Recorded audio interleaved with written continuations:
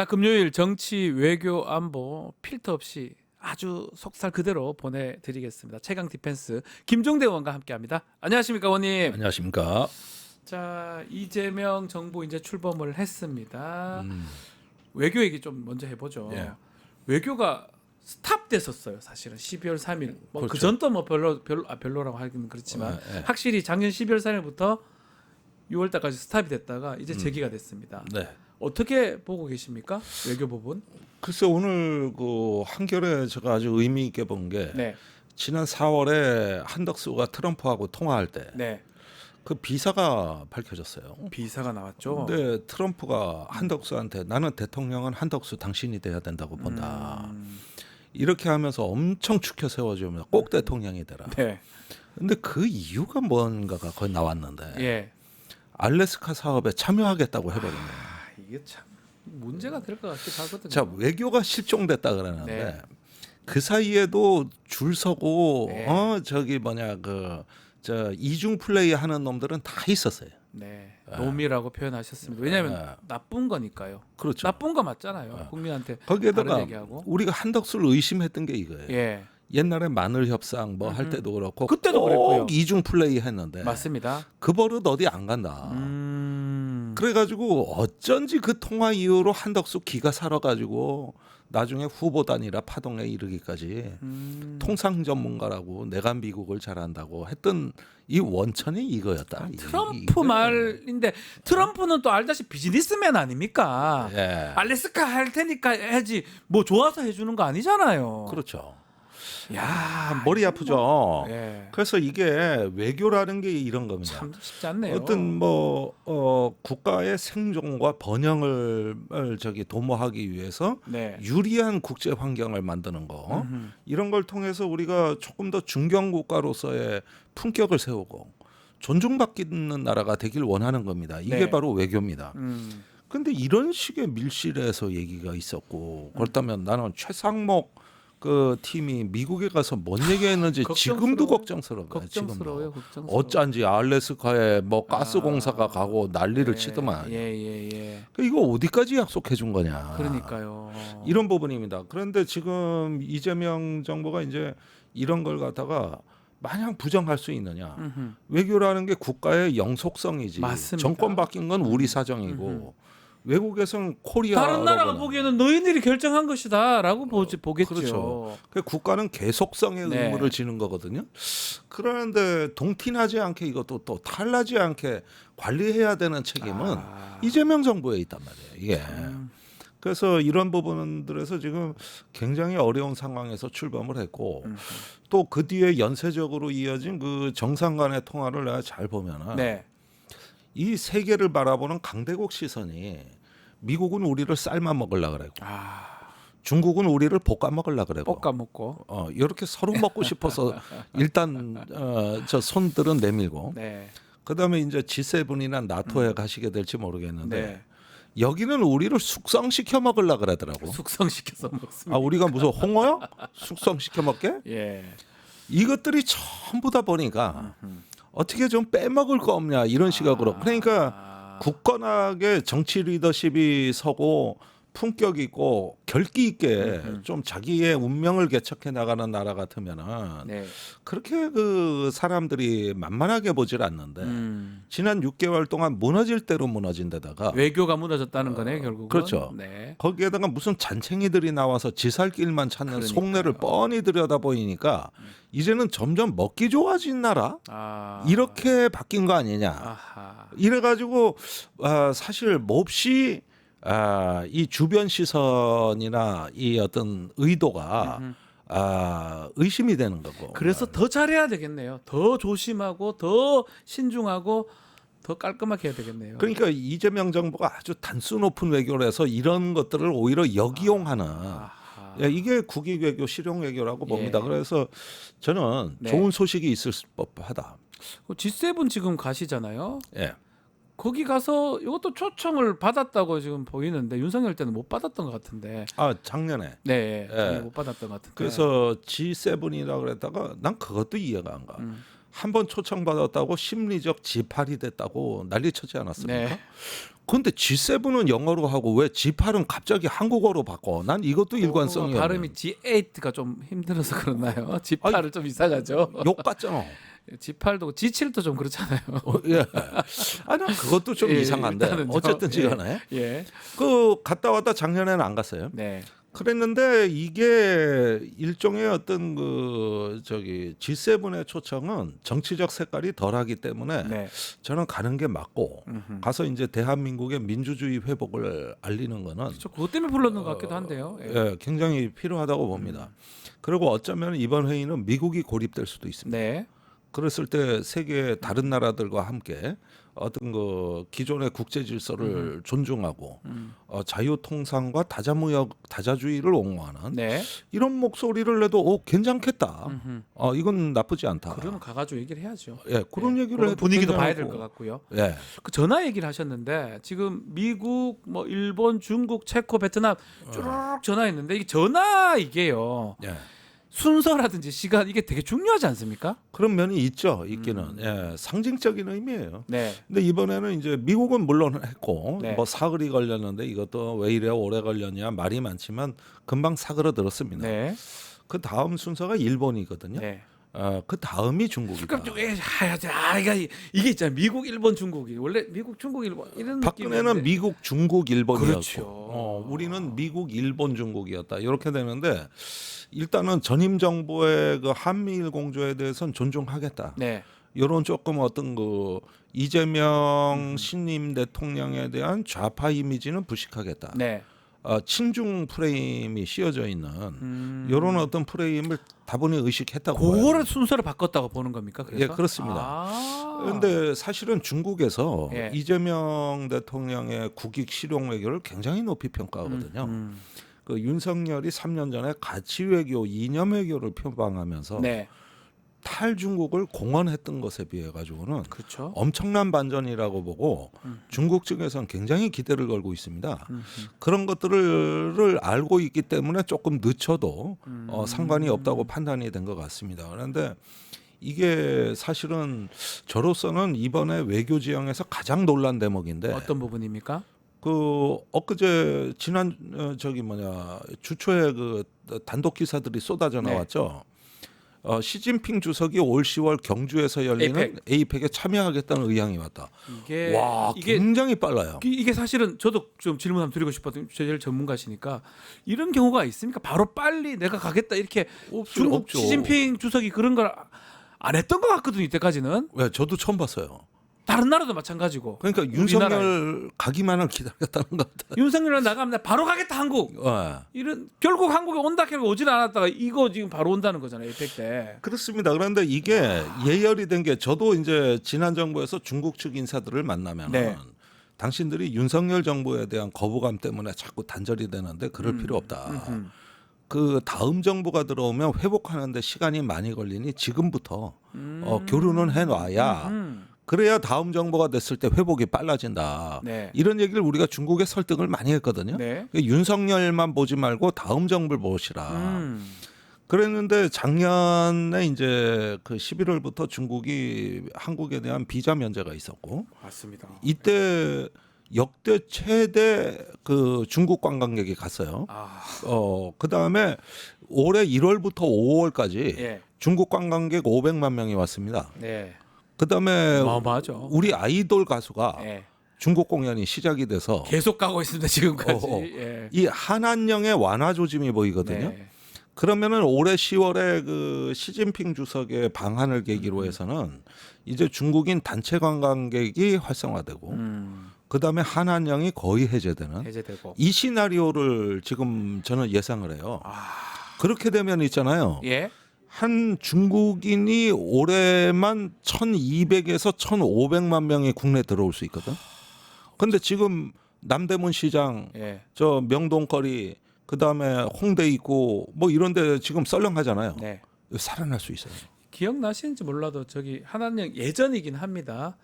그때 2010몇 년 그때 2016년이죠. 명동에 가면 싹 다 중국인이었어요. 네. 저도 중국인 소리들 많이 전 중국인 닮았다고 해가지고 샤샤 막 중국말 홍대도 마찬가지고요. 그렇죠. 상암동 이런 데 방송국 있는데도 예. 그렇게 많이 왔었는데 싹 줄었지 않습니까? 그래서 내가 자영업자들한테 예. 특히 그 이런 데 관련된 매장에 계신 분들한테 폐업을 고민하시면 한 번 더 생각하시라. 조금만 기다려달라. 10월 조금만 달. 기다려다.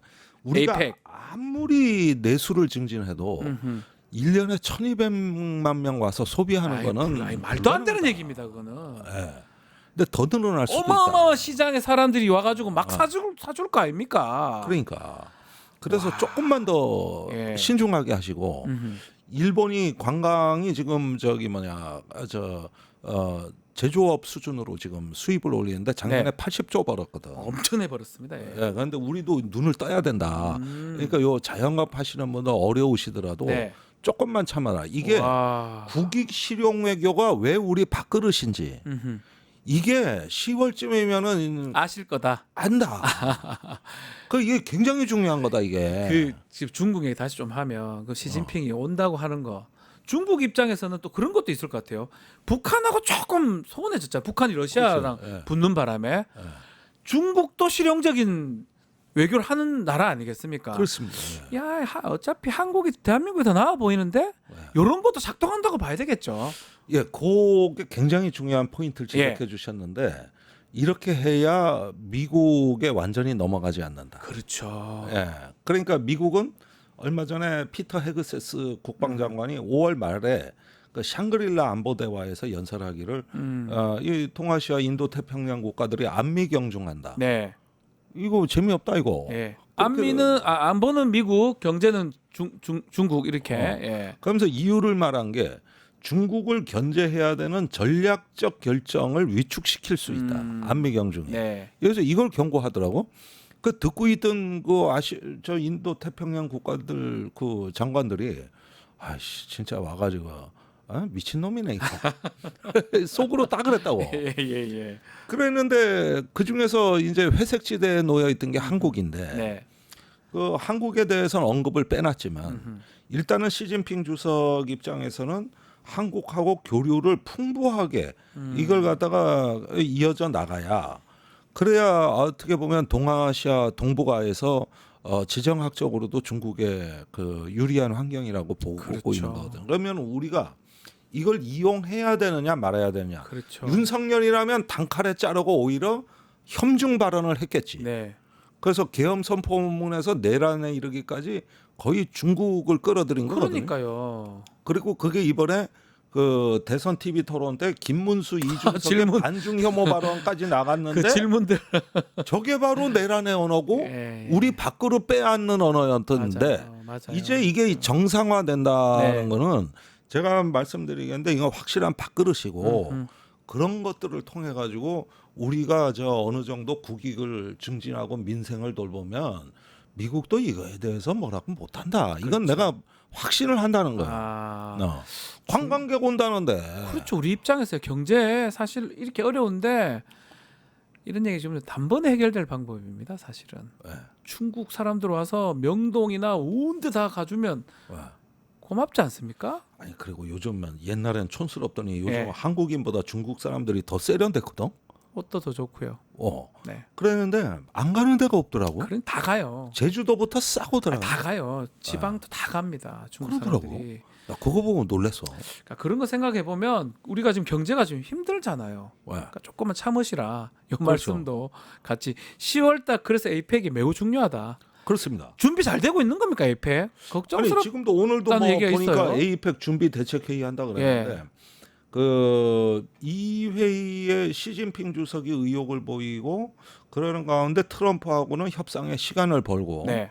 이렇게 하면서 이 행사를 원만하게 치러내게 되면은 이제는 한국이 인도 태평양 지역에서 우리가 하나의 어떤 그 지역 질서를 선도해 나가는 선도 국가가 될 수 있다. 그럴 수도 있겠네요. 예, 사실은 이렇게 한번 보시죠. 예. 그래서 지금 관광객 민생 얘기하지만은 1년에 우리가 10조 원어치 미국 무기를 사주고 있습니다. 그리고 아시아 1위입니다 이게. 우리나라가요? 예.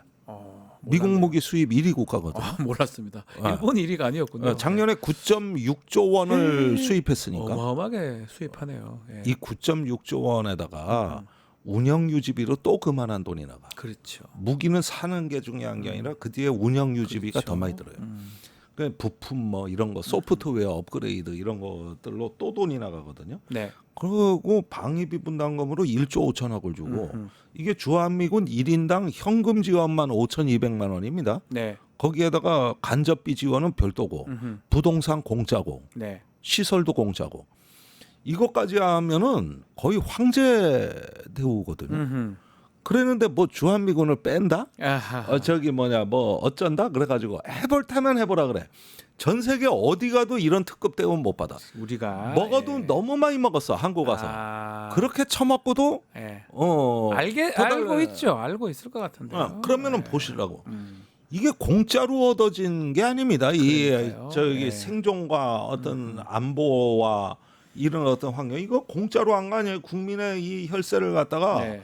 우리가 어마어마한 기여를 한 거거든요. 맞습니다. 그런데 이제 그렇게 해서 안보를 어떤 기본을 갖춰놓고 주변하고 친하게 지내면서 우리도 먹고 살게 되겠다. 보자. 이 말이 뭐가 잘못돼가지고 우리가 저기 뭐야 쩔쩔매야 됩니까? 근데 우리 조선일보를 비롯해가지고 우리 사회 난리도 동맹주의자들 아니에요. 야 그게. 미국이 화를 낼 거야 네. 뭐 어쩔 거야 뭐 내라 해요 뭐. 아니 이 정도 많이 기여하고도 제 말이에요. 이 정도 우리가 할 말은 해야 됩니다. 그리고 우리 먹거리는 우리가 찾아야죠. 옆에 있는데요. 왜 이거를 쩔쩔맵니까? 북한 얘기도 좀 해보면 지금 속이 다 시원한 게 파주 지역 주민들 예. 그 강화 예. 이제 잘 주무신다고 하거든요. 며칠 만에 아주 잘 주무신다 하고 뭐 저는 효용감 얘기를 하면 이재명 대통령 바뀌면서 요거 효용감 같아요. 그냥 딱 끊으니까 바로 대북 확산기 끊으니까 저기도 끊잖아요. 바로 다음 날. 아니 이걸 네. 평화배당금이라고 하는 거예요. 아. 이걸 이제 정치학에서 얘기한 평화배당금. 음흠. 평화가 민생이다. 네. 평화가 복지다. 그러니까요. 평화가 경제다. 사실은 모든 건 평화만큼 좋은 복지와 성장은 없다는 건데 그렇죠. 이 저기 접경 지역에 200만 명의 우리나라 주민이 살고 계시는데 예. 그 삶의 질이 개선되는 거거든요. 네. 근데 이것보다 더 좋은 평화배당금이 기다리고 있어. 뭐죠? 또 있습니까? 자, 9.19 합의가 예. 지금 군사 합의. 무력화된 상태지만 예. 우리가 진정성 있게 그래도 이걸 지켜나간다 이렇게 되면은 서북해역에서 우리 지금 꽃게잡이철인데 네.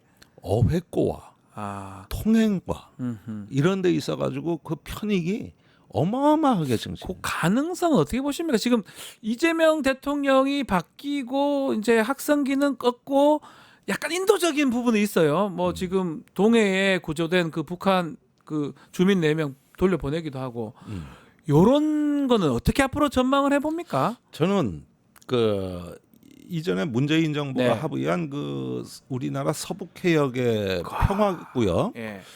그 맥락에서 이제 9.19 합의가 나왔는데 네.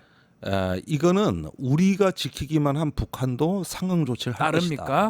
것이다. 요번에 한다. 보니까 우리가 학성기 안 트니까 바로 안 들더라고요. 바로 안 틀다. 그러니까 저번에 뭐 오물풍선을 내려보냈다 예. 어쨌다. 그거는요. 여기서 대북전단이 전단 날리니까 오물 날라온다. 아유, 진짜. 그래가지고 정확히 예측이 된 거야. 예. 오물풍선 날라올 거야 하면 예. 왜? 우리가 먼저 했으니까. 했으니까. 그래서 요 부분도 북한이 이제 뭐 적대적 두 국가라 그러면서 서로 의식하지 말고 살자. 이제는 통일 같은 거 북한은 안 하겠다 이런 거잖아요. 거기도 마찬가지로. 그러니까 관리하긴 쉬워. 오히려 예. 어허. 관리하긴 쉽죠. 딱 해줄 거 해주고 받을 거 받고 이게 이 말씀이시네요. 예. 그러면 제가 보기에는 서북해역하고 예. 그다음에 이제 요즘은 좀 많이 끊어졌지만 동해에서 그 문재인 정부 때 오징어가 많이 잡혔다고. 네. 근데 이놈의 오징어가 희한한 게 꼭 동해 NLL에서만 많이 잡혀. 신기한 게 그 오징어들이 그게 몰려가요. 거기에만. 그리고 서해는 또 꽃게가 많이 잡히는데 또 NLL까지 올라가. 또 NLL에서만 잡혀. 꽃게가 그 신기해요. 우리 분단 사실을 알고 있나 야들이. 그래서 이 꽃게와 오징어가 정치적 동물인데 얘들이 또 5년 주기로 오거든요. 네.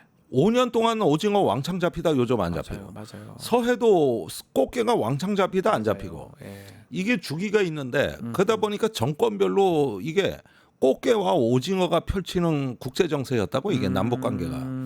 그랬는데 어쨌든지 간에 지금은 꽃게가 그럭저럭 좀 그래도 어획고가 달성이 되니까 내가 보기에 서해 평화 네. 그다음에 이제 동해도 이제 어족 자원의 변화를 봐야겠습니다만 이게 수온 19도에서 잡히는 거거든요. 오징어 꽃게나 말씀이죠. 오징어나 예. 그게 안정적 수온만 형성되면 와르르 몰려온다고. 그런데 그놈애들이 NLL을 네, 의원님 오늘 말씀 들어보면 그것도 우리 경제입니다.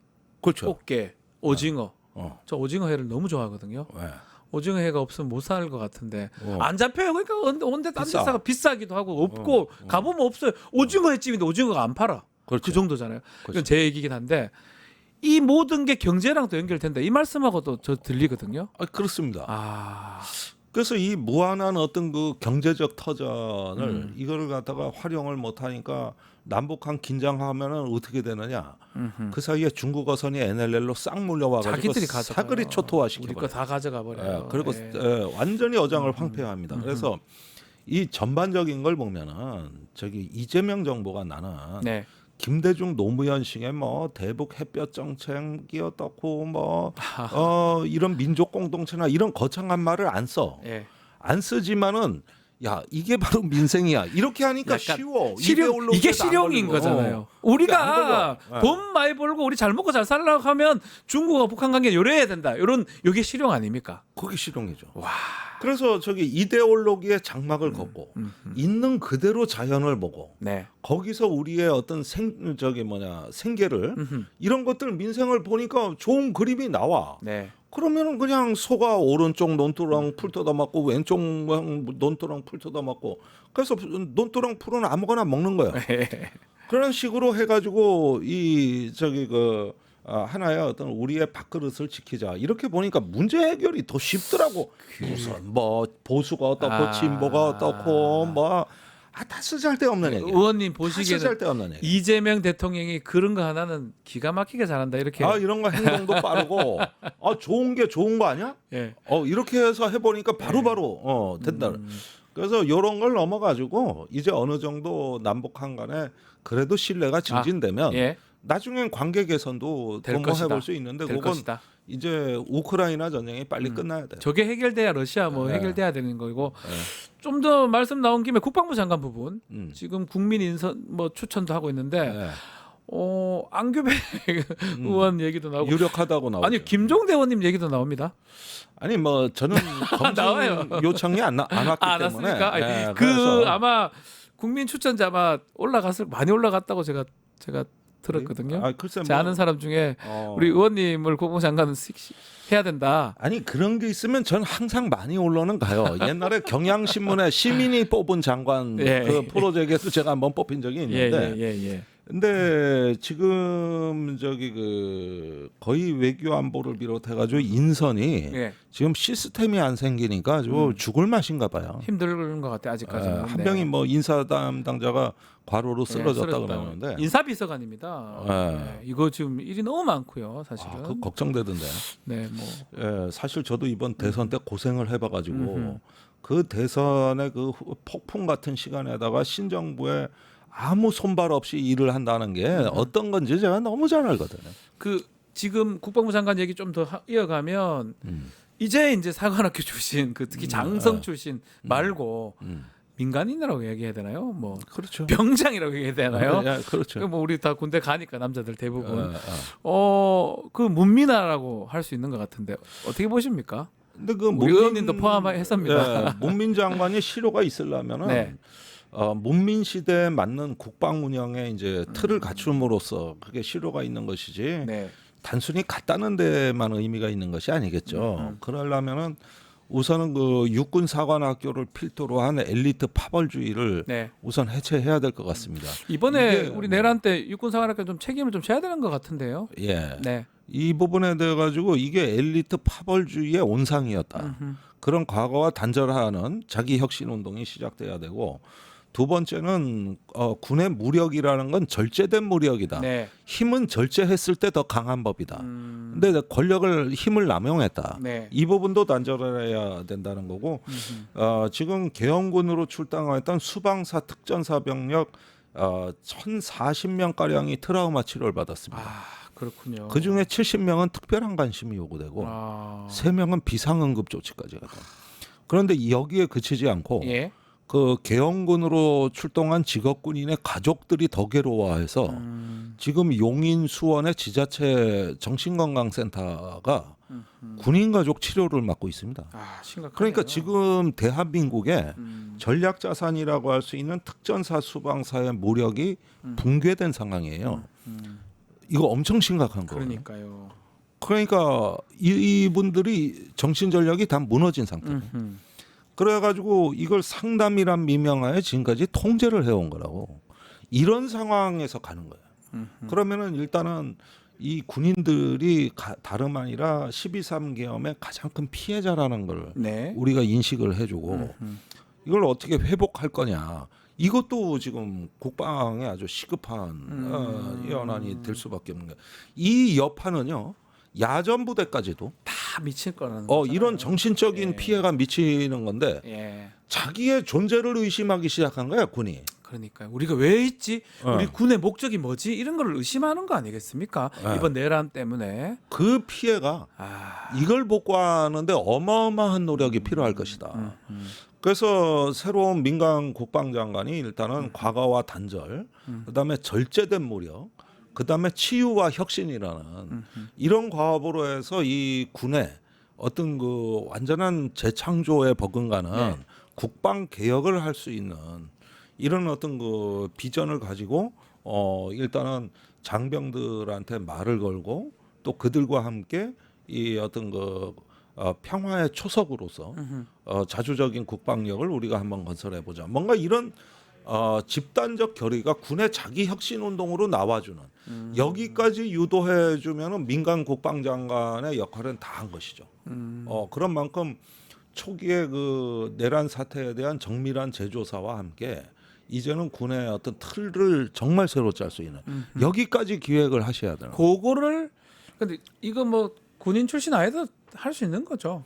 오히려 군인이면 더 못하죠. 더 못하죠. 그러니까 개혁은요 자기를 깎는 개혁이 어려워요. 네, 그렇잖아요. 그렇습니다. 그리고 큰 실수했지 않습니까? 사관학교 출신들. 네.